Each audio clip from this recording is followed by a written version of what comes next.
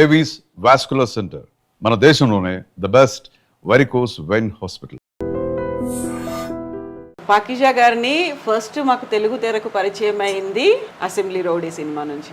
ఆ డైలాగ్ మీరు బ్రహ్మానందం గారితో పేరు చేసినప్పుడు దాంతో మేడం మేడం కొంచెం ఆగండి, మీరు పనికి పోతున్నారా? అవును, ఏం పని? అవును, స్కూల్లో మీరు పిల్లలకి చెప్పే సబ్జెక్ట్ పేరేంటి? శుభ్రత పరిశుభ్రత. శుభ్రత పరిశుభ్రత. అవునా? అవును. ఆహా, పాకీజా. బాగున్నారా? బాగున్నానంటే బాగున్నానని చెప్పేస్తాను కదా. మళ్ళీ అదే పరిస్థితి అక్కడి దాకే వచ్చేసి మళ్ళీ అక్కడే రౌండ్ కొడుతున్నా. ఎక్కడి నుంచి స్టార్ట్ చేయను అక్కడికి వచ్చి ఆగిపోయా. ఏమనిపిస్తుంది ఇంత దూరం వచ్చిన తర్వాత? చుట్టాలు రిలేషన్ అందరూ ఉంటున్నారు. వాళ్ళు ఏమంటున్నారంటే మీరు చనిపోయిన వరకు ఇక్కడ ఉండేదికి కుదరదు, మీరు ఎప్పుడు పోతారు అంటున్నారు. కడుపుబ్బా నవ్వుకుంటూ ఉండేవాళ్ళం. కడుపుకి తినడానికి లేదు అన్నప్పుడు పిల్లలు లేదు, నేను అనాథగా తిరుగుతున్నాను, చుట్టాలు ఉంటే కూడా నన్ను పట్టించుకోలేదు. ప్రధాన కారణం ఏంటి మీ కండిషన్ లో? మన పరిచయ ఏజ్ అయిపోయింది, ఎవరు మనకు హెల్ప్ చేయట్లేదే. ఒక సింగిల్ టీకి తిరిగానన్నా ఏంటన్నా ఇలాగ మాట్లాడుతున్నారు అని కాళ్ళు. ఐ డోంట్ లైక్ అక్కడ కూర్చోాలి పాకీజా. ఇంకా పవర్ స్టార్ అంటే నాకు చాలా ఇష్టం.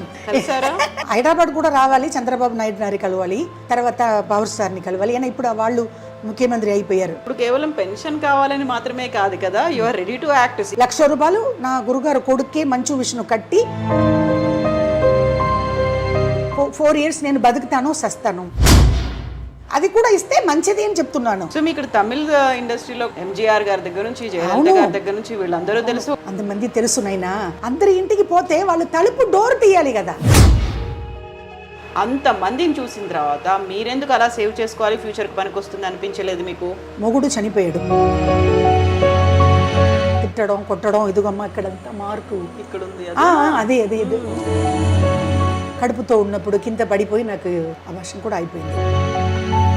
దాని గురించి ఆలోచించి ఇలాగ అయిపోయాను. ఇప్పుడు మీరు సినిమాలే కాదు పాలిటిక్స్ లో కూడా ఉండి వచ్చారు కదా, లీడర్స్ వాళ్ళు ఎవరు హెల్ప్ చేయలేదా? తమిళనాడులో ఎవరు హెల్ప్ చేయట్లేదు. ఈ వీడియో చూసి మళ్ళీ అందరూ కోవపడతారు, తమిళనాడు గురించి ఇలాగ మాట్లాడుతుంది ఈవిడి. ఒకవేళ ఎవరైనా రెస్పాండ్ అవ్వాలి అనుకుంటే మీ నెంబర్ ఇస్తారా? తప్పకుండా అమ్మా, ఎందుకు నేను నెంబర్ ఇవ్వను? ఒకసారి మీ నెంబర్ చెప్పండి అమ్మా. ఏపీ తెలంగాణ వాళ్ళకు పాకీజమ్మ మాట్లాడుతున్నాను. ఆల్రెడీ ఫస్ట్ హెల్ప్ చేశారు, మళ్ళీ ఇలాగ రోడ్డు మీద వచ్చేసాను. నా ఫోన్ నంబరు, జీపే నంబరు అన్నీ ఈ నంబరే, 8148886254 నా ఫోన్ నంబరు. ఏదో అమ్మకి కొంచెం చేసి చూసి ఏదన్నా ఇవ్వాలి. నమస్తే, వెల్కమ్ టు ఐ డ్రీమ్.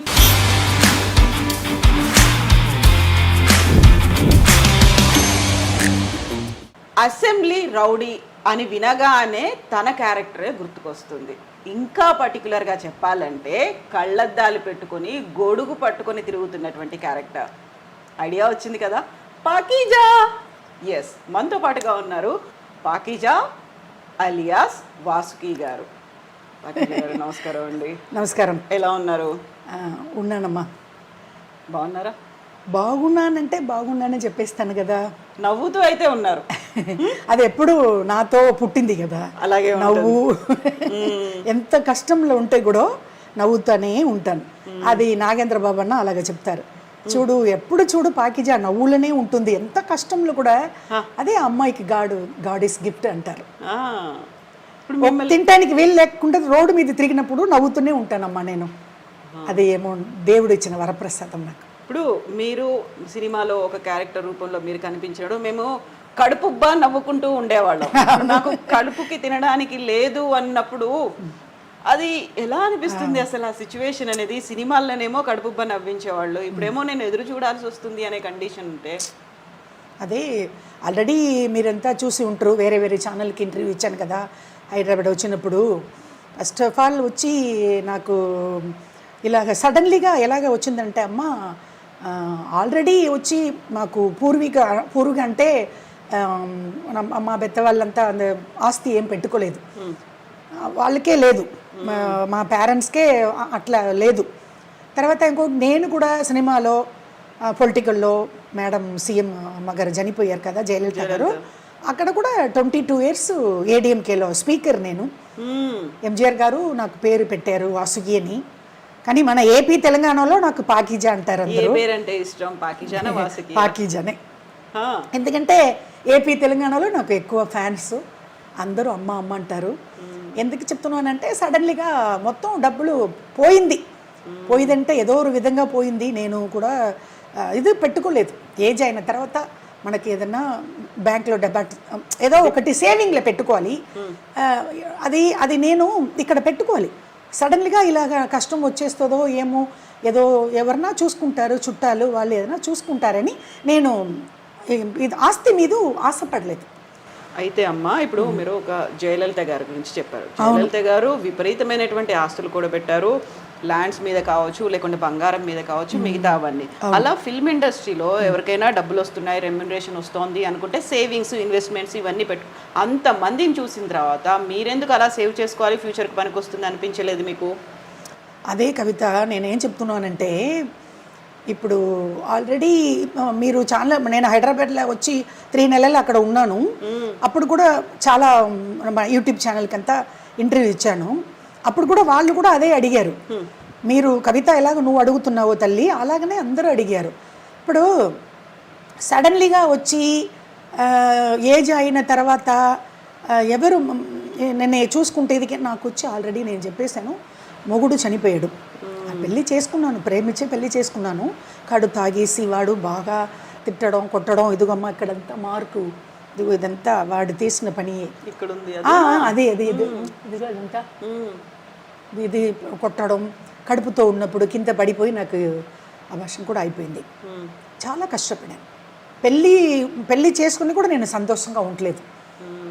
అది నాకు మొత్తం పోయింది. తర్వాత వాడు ఏదో ఎక్కువ అప్పులు, బిఈ సివిల్ ఇంజనీరు, వాడు ఏదో అప్పులు చేసుకొని వాడు బ్రాందీలో విషం కలిపి తాగేసి వాడు ఉరి వేసుకుని వాడు చనిపోయాడు. అది కూడా లేదు. ఆ తర్వాత చాలా కష్టపడి ఇంకొకటి ఏంటంటే అమ్మగారు మేడం, సీఎం జయలలిత మేడం గారు చనిపోయారు కదా, వాళ్ళు పార్టీలో నేను 22 years వచ్చి పొలిటికల్లో స్పీకర్గా ఉన్నాను.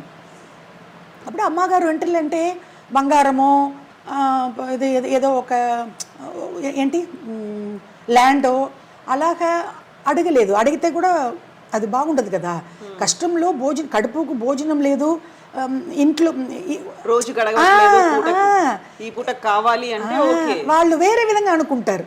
అమ్మగారు నాకు మొగుడు లేదు, పిల్లలు లేదు, నేను అనాథగా తిరుగుతున్నాను, చుట్టాలు ఉంటే కూడా నన్ను పట్టించుకోలేదు, నేను బాగున్నప్పుడు అందరూ అక్క అక్క అక్క అందరూ ఉన్నారు. అప్పుడు ఆల్రెడీ చాలా ఇంటర్వ్యూ ఇచ్చేసాను. ఇప్పుడు మన ఐ డ్రీమ్స్కి వచ్చి నేను ఇప్పుడే కదా ఫస్ట్, అది కూడా ఈరోజు సడన్లీగా వచ్చాను. ఇప్పుడు మీరు ఏదో అపాయింట్మెంట్ తీసుకున్న వచ్చినట్టు అట్లా అనుకుంటారు మన వాళ్ళు. లేదు, సకీలా వచ్చి నాకు చిన్నప్పటి నుంచి, నేను అప్పుడు తమిళ్లో కౌంటమణి సెందులు అప్పుడు నేను యాక్ట్ చేసినప్పుడు సకీలా అప్పుడు వచ్చింది, ఫీల్డ్కి వచ్చింది. అప్పుడు చిన్నప్పటి నుంచి నాకు సకీలా పరిచయం. నేను మా పల్లెటూరు నుంచి కారైకుడి నుంచి వచ్చి ఇక్కడ 10 days అయింది మద్రాసుకు, ఒక పని మీద వచ్చి ఇంకా తిరుగుతున్నాను, ఏ పని జరగలే. ఒక గుర్తు వచ్చింది, కబక్కని సకీలా ఇంటికి పోతాము. ఎందుకంటే ఆల్రెడీ 2 years ముందు సకీలా నన్ను తమిళ్లో ఇంటర్వ్యూ చేసింది. ఇక్కడ వచ్చి ఇలాగ అయిపోయిందమ్మా, ఇలాగ జరిగిపోయిందన్నప్పుడు అది వచ్చి ఆ మీడియా చాలా వచ్చి ఆ ఇంటర్వ్యూ చాలా తమిళనాడులో వైరల్ అయిపోయింది. అందరూ అడిగారు, సకీలా మేడంతో మీరు మాట్లాడారు, బాగా వచ్చింది, బాగా మాట్లాడారని. అది తర్వాత నేను కలవల. ఈరోజు ఇంటికి వెళ్ళా, మార్నింగ్ సడన్లీగా వెళ్ళాను. మద్రాసు వచ్చేసాము, కారైకుడి నుంచి మనం వచ్చి ఇన్ని రోజులు ఇక్కడ స్టే చేసి సకీలాని చూడలేకపోతే బాగుండదని సడన్లీగా వెళ్ళినప్పుడు అది మన ప్రోగ్రాముకు ఇక్కడ తయారవుతుంది. అవును, స్నానం చేసి బయలుదేరుతుంది. అక్క కూర్చోండి రండి, నన్ను చూసి చాలా సంతోషం. అక్క ఎలాగ వచ్చారు అక్క, ఏంటక్క ఎక్కడ పోయారు, ఏంటి కారైకుడికి పోతే ఏంటి, నాకు ఒక కాల్ చేయట్లేదని బాధపడింది. నన్ను చూసి కూర్చోపెట్టి కాఫీ అన్ని టిఫిన్లా పెట్టి తర్వాత ఇలాగ నేను పరిచయం అయిపోయిందమ్మా ఇలాగ అన్నప్పుడు గబగబని తీసుకుని వచ్చేసింది ఇక్కడ. ఇప్పుడు మీరు అనుకున్నారా నేను వస్తానని మీకు తెలుసా? లేదు.